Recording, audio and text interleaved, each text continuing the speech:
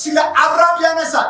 ቁጥር ከአንድ ጀምሮ የአብርሃም እምነት ምን አይነት እንደሆነ አብርሃም ራሱ ምን አይነት እንደሆነ ስለ አብርሃም እምነት ያነሳል። ምን ይላል? እንግዲህ በስጋ አባታችን የሆነ አብርሃም ምን አገኘ እንላለን? አብርሃም በስራ ጸድቆ ቢሆን የሚመካበት አለውና ነገር ግን እግዚአብሔር ዘንድ አይደለም። መጽሐፍ ምን አለ? አብርሃም እግዚአብሔርን አመነ። አብርሃም እግዚአብሔርን አመነ፣ ጽድቅም ሆኖ ተቆጠረለት። ጽድቅም ሆኖ ተቆጠረለት። ለሚሰራ ደሞዝ እንደ ዕዳ ነው እንጂ እንደ ጸጋ አይቆጠርለትም። ነገር ግን ለማይሰራ ኃጢአት ከሆነ በሚያጸድቅ ለሚያምን ሰው እምነቱ ጽድቅ ሆኖ ይቆጠርለታል። እንደዚህ ዳዊት ደግሞ እግዚአብሔር ያለ ሥራ ጽድቅን ስለሚቆጥርለት ሰው ስለ ሰው ሙስና ይናገራል እንዲህ ሲል፣ አመፃቸው የተሰረየላቸው ኃጢአታቸውም የተገደለላቸው ብፁዓን ናቸው። ጌታ ኃጢአቱን የማይቆጥርበት ሰው ብፁዕ ነው። እንግዲህ ይህ ብፅዕና ስለመገረዝ ተነገረ ወይስ ደግሞ ስላለመገረዝ? እምነቱ ለአብርሃም ጽድቅ ሆኖ ተቆጠረለት እንላለንና፣ እንዴት ተቆጠረለት? ተገርዞ ሳለ ነው ወይስ ሳይገረዝ? ተገርዞ አይደለም፣ ሳይገረዝ ነበር እንጂ። ሳይገረዝ በነበረው እምነት ያገኘው የጽድቅ ማህተም የሆነው የመገረዝን ምልክት ተቀበለ። ይህም እነርሱ ደግሞ ጻድቃን ሆነው ይቆጠሩ ዘንድ ሳይገረዙ ለሚያምኑ ሁሉ አባት እንዲሆን ነው። ለተገረዙትም አባት እንዲሆን ነው። ይኸውም ለተገረዙት ብቻ አይደለም፣ ነገር ግን አባታችን አብርሃም ሳይገረዝ የነበረውን የእምነቱን ፍሬ ደግሞ ለሚከተሉት ነው። ጌታ ይባርክ። ዛሬ ጌታ በዚህ ክፍል ብቻ የአንድ ሰው እምነት እንደሚጨምር ነገር አሜን። እምነት ስለ አብርሃም ማለት የስሙ ትርጉም ምንድን ነው? የብዙሃን አባት ማለት ነው። የብዙሃን አባት የእንግሊዝኛውን መጽሐፍ ካነበባችሁ the father of multitude ይላል። የብዙዎች አባት፣ የብዙሃን አባት የዕብራይስጥ ቃል ነው። አብርሃም ማለት የብዙሃን ወይም የብዙዎች አባት ማለት ነው። የአብርሃም ታሪክ በደንብ ለማወቅ ከፈለጋችሁ ዘፍጥረት 12 ጀምራችሁ አንብቡ። የብዙሃን አባት እንደሆነ ደግሞ ዘፍጥረት 17 ላይ ስለ አብርሃም ታሪክ ይናገራል። የአብርሃም የትውልድ ዘመን ራሱ የመጽሐፍ ቅዱስ ምሁራን ጽፏል። 1876 ዓመተ ዓለም በሚባል ጊዜ ላይ የእምነት አባት የሆነው አብርሃም እንደተወለደ ይናገራል። 1876 ዓመተ ዓለም ከክርስቶስ ልደት ረጅም ጊዜ በፊት ቀድሞ የተወለደ ሰው እንደሆነ ይናገራል። አብርሃም የተወለደው አገር ኡር ከላዳውያን በሚባል አካባቢ የተወለደው ከአባቱ ታራ ከሚባል ሰው። ታራ በአባቱ ቤትና በአገሩ የጣዖት አምልኮታል እግዚአብሔር የማይከብረው አይዶል ነው። የእንግሊዝኛው ቃል የሚለው የሚመለክ ጣዖት ካለበት እግዚአብሔር አብርሃምን ከዘመዶች ተለይተህ እኔ ወደሚያሳይ አገር ውጣ ብሎ እግዚአብሔር ያወጣው ጊዜ መቼ ነው ካላችሁ 2018 ዓመተ ምህረት አይደለም፣ ዓመተ ዓለም 2018 ዓመተ ዓለም በሚባል አካባቢ እግዚአብሔር አብርሃምን ከውን ያወጣ ካላችሁ ከጣዖት አምልኮ። አብርሃምን እግዚአብሔር ከምን አወጣ ካላችሁ እግዚአብሔር ከማይከብረው ሰፈር ከዘመዶች ተለይተህ እኔ ወደሚያሳየው ሀገር ውጣ። ዛሬ ልጸልይላችሁ እግዚአብሔር ከማይከብረው መንደር ፈጥኖ እግራችሁ ይውጣ። አሜን። ወንጌል ከሌለበት ወንጌል ከማይከብረው ህይወት አሜን መውጣት ይሁንላችሁ። አሜን። ከነገር ወጣው ባሉስ ክብር ለጌታ ይሁን። ስለዚህ አብርሃም በትንሹ እስከ 3 ሚስቶች አሉት። የኪዳን ሚስቱ ማን ትባላለች? ሳራ። ሌላዋስ? አጋር። ሌላስ? ኬጡራ። የኪዳን ሚስት የሆነችው ሳራ ነች። አብርሃምን እግዚአብሔር ውጣ ካለ በኋላ ሳይሆን አጋር ማለት የሚታግዝ ማለት ነው። ሳራ ግባ ነው አለች። እግዚአብሔር ወደ ተናገረው ይገርማችሁ ኪዳን ውጣ ካለ በኋላ ከወጣ በኋላ በሚገርም ሁኔታ መንገድ እየሳተ ነበር። በዛው ሙሉ አብርሃም እምነቱን አልጣለም። በዛው ሙሉ ፈተና ቢበዛው እንኳን እምነቱን አልጣለም። ዛሬ አንዱ ስለ አብርሃም እምነት ነው የሚናገር። በጣም ትልቅ ፎልት እየሰራ አብርሃም የእምነት አባት ነው የሚባለው። እምነቱን አልጣለማ። አብሮት ያለውን ጌታ አልረሰማ። ለመጀመሪያ ጊዜ ወንጌል የተሰበከው በነገራችን ላይ ለአብርሃም የሰበከው አካል ማን ነው ካላችሁ እግዚአብሔር ራሱ ነው። ለእናንተም ልጸልይላችሁ። ከእናንተ በኋላ ያለው ትውልድ ሁሉ ከእናንተ አፍ ወንጌልን ይሰማል። እና ከነጋር ወንጌልን ይሰብካሉ ይባላል። ለጌታ ይሁን። ስለዚህ አብርሃም በዛው ዘመን በዛው ጊዜ በተወለደው አገር እንዳይቀር እግዚአብሔር የፈለገው ምክንያት ምንድን ነው ካላችሁ፣ በነገራችን ላይ እኛ አሕዛብ ነን፣ አሕዛቦች ነን። አሕዛቦችን ደግሞ የዳንን አሕዛብ ነን። በማን በእግዚአብሔር በማን በክርስቶስ ከአብርሃም ወገን የሆንን ማለት ነው። እግዚአብሔር አሕዛብን ስላየ አብርሃምን ከጣዖት አምልኮ ለየ። ዛሬ ለእናንተ ልጸልይላችሁ፣ እግዚአብሔር ከማይመካብረው መንደር መለየት ይሆን። አሜን ሃሌሉያ። እግዚአብሔር ይዘህ በጾም ብታድር ብትውልሻል። እግዚአብሔር ከሌለበት ጾማ። ለዛሬ ሙሴ ከፋርዖን ቤት ጾማ። የፋርዖን የልጅ ልጅ ከመባል ከእስራኤል ሰዎች ጋር ምን የሚቀበል መከራን የሚቀበል ይሻላል ብሎ ባዶ እግሩን ነው የወጣው። አሁንም ልጸልይላችሁ፣ እግዚአብሔር የሌለበት እንጀራ ከእጃችሁ ይወጣ። አሜን። ዛሬ በዋናነት የምናየው ምንድነው ካላችሁ፣ ስለ አብርሃም እምነት ነው። ስለ አብርሃም እምነት አንደኛ ጻፉ። ስለ አብርሃም እምነት። እምነት የሚለው ቃል ምን ማለት ነው? እምነት ነጥለን እናያለን። እግዚአብሔር እንዳለና ተስፋውን እንደሚፈጽም ያለ ጥርጥር ማመን። እግዚአብሔር የተናገረው አደርጋለሁ ያለው እፈጽማለሁ ያለው እንደሚፈጽም ያለ ጥርጥር ማመን ማለት ነው። ሮሜ መጽሐፍ 10:11 ገላትያ 3:6-8።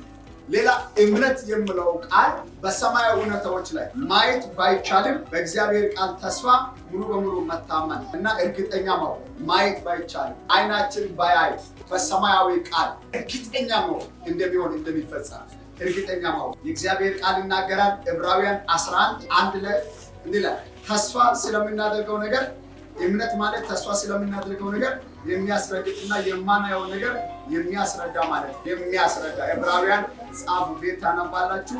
11:1 የእግዚአብሔርን ቃል ታነባላችሁ። የአብርሃም እምነት ብላችሁ እንደገና የእግዚአብሔርን ታማኝነት ሙሉ በሙሉ የእግዚአብሔርን ታማኝነት ሙሉ በሙሉ የሚደገፍና በእግዚአብሔር ፊት ጽድቅ ሆኖ የተቆጠረለት የልብ መታመን ያለው የእምነት ሰው ማለት ነው። አብርሃም ምን አይነት ሰው ነው ለምለው የሚታዘዝ ልብ ያለ ሰው። ዘፍጥረት 22 ከቁጥር 1 ጀምሮ ያለውን የእግዚአብሔር ቃል ብታነቡ አብርሃም የሚታዘዝ ልብ እንዳለው የእግዚአብሔር ቃል ይናገራል። ዘፍጥረት 22 ላይ እግዚአብሔር ብዙ ልጆችን ሰጥቶታል።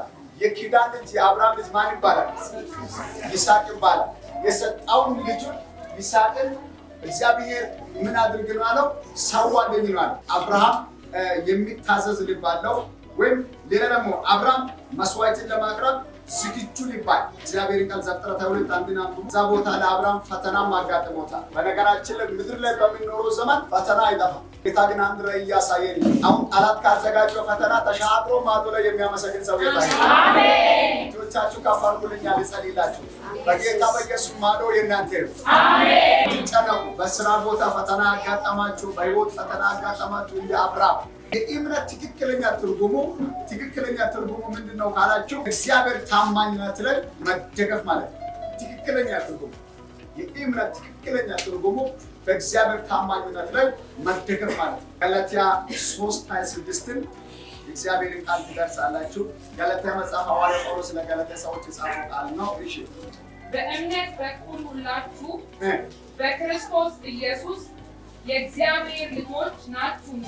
በእምነት በኩል ሁላችሁ በክርስቶስ ኢየሱስ የማን ልጆች? የእግዚአብሔር ልጆች። በይዘወይ እኛ እምነት ያገኘነው ከክርስቶስ በክርስቶስ በማመን ነው። የእግዚአብሔር ልጆች ነው በእምነት በኩል። እሺ፣ ሁላችሁ በክርስቶስ ኢየሱስ የእግዚአብሔር ልጆች ናችሁና። በእምነት በክርስቶስ ኢየሱስ የእግዚአብሔር ምንድን ናችሁ? ልጆች ናችሁ። በእምነት በክርስቶስ ኢየሱስ በኩል ደስ ይበላችሁ። የምድር አባት ጀርባ ከሰጠሽም የሰማይ አባት አለ። አሜን። ምድር ላይ የሆነ ያስጠጋችሁ ሰው አላቅሽም ብሎ የሆነ ነገር ላይ ባይረዳችሁ እንኳን ባያግዛችሁ እንኳን እግዚአብሔር ግን እናንተ የሚያስፈልጋችሁ አሜን ከእጁ መቀበል ይሆንላል። መጽሐፍ ለዛ እናት እንኳን የወለደችውን ልጅ ትረሳ ይሆናል፣ እኔ ግን አልረሳም። ዛሬ ከእጁ መብራት ይሆንላል። እጆቻችሁ ከፍ አድርጉና አባት አለኝ በሉ። የእግዚአብሔር ልጅ የሆናችሁ በልጁ በኢየሱስ ክርስቶስ በኩል ነው። በእምነት በይዘወይ ስለ እምነት አንድ ነገር ዛሬ በደንብ ሊቀራል። ምንም አሁን እጃችን ላይ የሚገባ ነገር፣ የሚዳሰስ ነገር፣ የሚጨበጥ ነገር የለም። ግን በከተማ በታምራት ይሆናል። አሜን። በዚህ አሁን የምትኖሩ ራሱ እኮ በእምነት በእምነት አሁን ጌታ ክብሩ ይውሰድ። አሜን። ዞር ብዬ ብቻዬን ዝም ብዬ አንዳንድ ጊዜ ሰው የሌለበትን መንገድ ይመርጣል። እንዲህ እያልኩ ሄጄ እስከሚመለስ የሆነ ነገር ተቀይሮ ይላል። አሜን። ከጌታ ጋር ለማውራት መንገድ ነው የሚመርጠው። ልጸልይላችሁ። በእምነት የሆነ ነገር ታውጃላችሁ። እጃችሁ ላይ ገብቶ ታገኙታል። በእምነት በኢየሱስ ክርስቶስ የማን ልጆች ናቸው? በእምነት ስለ እምነት ተናግሬያችኋለሁ። ሌላ ስለ አብርሃም ከላይ ያለው ቃል ምን እያለ ነው? ቃል እንግዲህ በስጋ አባታችን የሆነ አብርሃም ምን አገኘ እንላለን? አብርሃም በስራ ጸድቆ ቢሆንም የሚመካበት አለውና፣ ነገር ግን በእግዚአብሔር ዘንድ አይደለም። ቁጥር 3 እንዲላል መጽሐፍስ ምን አለ? ስለ አብርሃም መጽሐፍስ ምን አለ?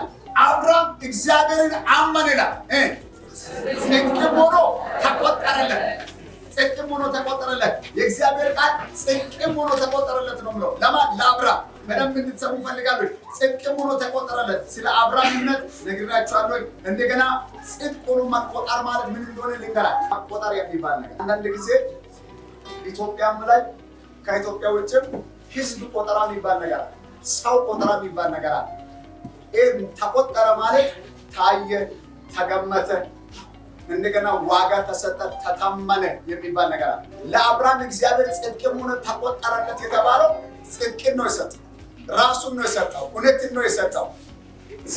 ጽድቅም ሆኖ ተቆጠረ ብለው ተርጉም ሊነግራችሁ ፈልጋለሁ።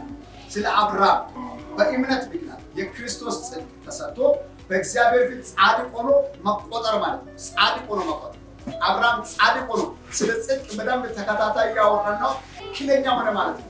እውነተኛ ሆነ ማለት ነው።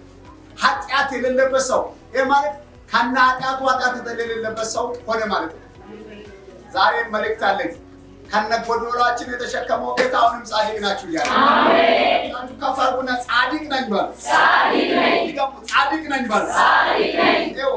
ስለ ጽድቅ ነው ያወራነው። ጽድቅ ሆኖ ወይም ጻድቅ ሆኖ ተቆጠረ ማለት በእምነት ምክንያት የክርስቶስ ጽድቅ እኔም ጻድቅ ተብለን እናንተም ጻድቅ ተብላችሁ ተጠርተናል። እስቲ አንድ ጊዜ ድምጻችሁ ከፍ አድርጉና እኔ ጻድቅ ነኝ ባል እኔ ጻድቅ ነኝ። ጽድቅና ቅድስና ይለያያል። እኛ በክርስቶስ ጻድቃን ነን። ከና ኃጢአታችን ጽድቅ ተሰጥቶናል። ሁላችንም ጻድቃን ነን። ስለ ቅድስናና ጽድቅ በደንብ ለይተን ማወቅ አለብን። ጻድቅ የሚለው ቃል በክርስቶስ ኢየሱስ ያመነ ሁሉ ምንድን ነው? ጻድቅ ነው። ይሄን ያዙ። ቅድስና ማለት ደግሞ የተቀደሰ ነው ማለት የተለየ ማለት ነው። ብዙ ጊዜ ጽድቅን ከቅድስና ቅድስና ከጽድቅ ጋር እያገናኘን ጽድቅ ሆኖ ተቆጠረ ማለት በክርስቶስ ኢየሱስ በተሰጠው ጻድቅ ሆኖ ተቆጠረ ማለት ማን? አብርሃም ማን? እኔ ማን? እኛ እናንተ። እግዚአብሔር ዛሬ ይህን መልእክት የሰጠኝ ነው። ንጥር ብሎ የሚወጣ ሰው እያየው ነው። እግዚአብሔር የማይከብረው ከዘመናችሁ ይነሳል። መጽሐፍስ ምን አለ? አብርሃም እግዚአብሔርን አመነ ጽድቅም ሆኖ ተቆጠረለት ይላል። ቁጥር 4 ላይ እንዲላል ለሚሰራ ደሞዝ እንደ ዕዳ ነው እንጂ እንደ ጸጋ አይቆጠርለትም ይላል። ቁጥር 5 እንዲላል ነገር ግን ለማይሰራ ኃጢአተኛው በሚያጸድቅ ለሚያምን ሰው እምነቱ ጽድቅ ሆኖ ይቆጠርለታል። እምነታችን እኛን በክርስቶስ ማመን በእግዚአብሔር ማመን ጻድቅ ተብለን እንድንጠራ አድርጓል። ጳውሎስ ይሄ ነው ለሮሜ ሰዎች እየተናገረ ያለው። እግዚአብሔር ዛሬ እየተናገረኝ ነው። ድምጻችሁ ከኔ ጋር ከፍ ብሎ ይሰማ። ጻድቅ ነኝ በሉ። ጻድቅ ነኝ። ጻድቅ ነኝ በሉ። ጻድቅ ነኝ። አንደኛና የመጀመሪያ ስለ አብርሃም እምነት ነው እየተናገረ ያለው። ሁለተኛ ደግሞ ስለ ጽድቅ ሆኖ መቆጠር ወይም ጻድቅ ሆኖ ስለመቆጠር ነው እያወራለሁ። ሶስተኛ ደግሞ ስለ ብጽዕና ቁጥር 6 ላይ እግዚአብሔር ቃል ምን ይላል? እንዲህ ይላል እንደዚህ ዳዊት ደግሞ እግዚአብሔር ያለ ስራ ጽድቅን ስለሚቆጥርለት ስለ ሰው ብጽዕና ይናገራል። እንዲህ ሲል አመፃቸው የተሰረየላቸው ኃጢአታቸውም የተከደነላቸው ብፁዓን ናቸው ይላል። ብፁዕ ማለት ትርጉሙ ማለት ነው? ክብር ማለት ነው። ምስጋና ማለት ነው። ቅድስና፣ ደስታ፣ ሰላም ጽና ወይም ብፁዕ ማለት ከእግዚአብሔር ጋር ህብረት በመፍጠር የሚገኝ የውስጥ ሰላም ማለት ነው። የእግዚአብሔር ቃል መዝሙር አንዳንድ ውስጥ ምን ይላል? የተመሰገነ ያልኩ አንተን አይደል? አዎ የተመሰገነ። እዚህ ቦታ የእግዚአብሔር ቃል ይናገራል። ቁጥር 6 ምን ይላል? እግዚአብሔር ያለ ሥራ ጽድቅን ስለሚቆጥርለት ስለ ሰው ብፅዕና ይናገራል እንዲህ ሲል አመፃቸው የተሰራየላቸው ኃጢአታቸውም የተቀደነላቸው ብፁዓን ናቸው፣ የተመሰገኑ ናቸው። ይህም ጭምር ይናገራል ሐዋርያ ጳውሎስ ለሮሜ ሰዎች ይጽፋል። የተመሰገኑ ናቸው፣ የተከበሩ ናቸው፣ ቅድስና፣ ደስታ፣ ሰላም ያላቸው ናቸው እያለ ይናገራል። መዝሙር ላይ ራሱ ይናገራል። ምስጉን ነው በክፎች ምክር ያልሄደ፣ ምስጉን ነው የተመሰገነ ነው በክፎች ምክር ያልሄደ፣ እሺ በኃጢአተኞችም መንገድ ያልቆመ በዋዘኞች ወንበር ያልተቀመጠ ነገር ግን በእግዚአብሔር ሕግ ደስ ይለዋል፣ ሕጉንም በቀንና በሌሊት ያስባል።